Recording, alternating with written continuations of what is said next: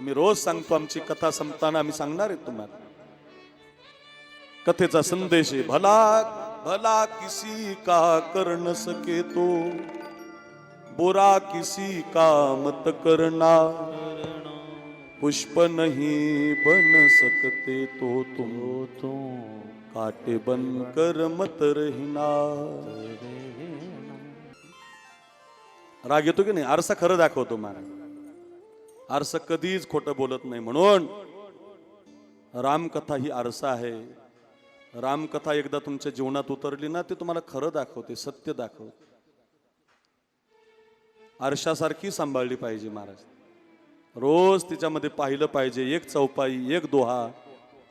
लक्ष्मण भरत, बंधुप्रेमाची कथा आहे, दाम्पत्य जीवनाची कथा आहे. माझ्या बहिणी बसल्यात, आज एक कथा सांगतो तुम्हाला. आजच्या दिवशी वनवास रामाला आहे बरं का बहिणींनो, जानकीला नाही. रामकथा कशी आरसा आहे, तुम्हाला खूप ऐकायचं. 7 दिवस ऐका बहिणींनो. हसण्यासाठी कथा नाही, उड्या मारण्यासाठी कथा नाही, कथा शिकण्यासाठी असते. गाईचं शेण खाली पडलं तर मातेला घेऊन उठतं.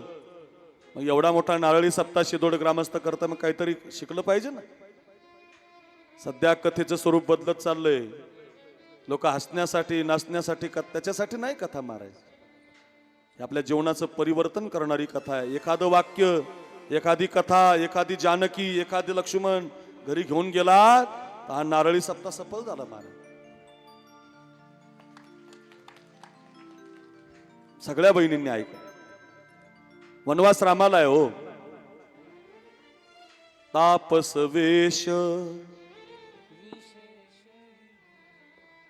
तापस वेश, विशेषी उदासी, 14 बरस रामो वनवासी.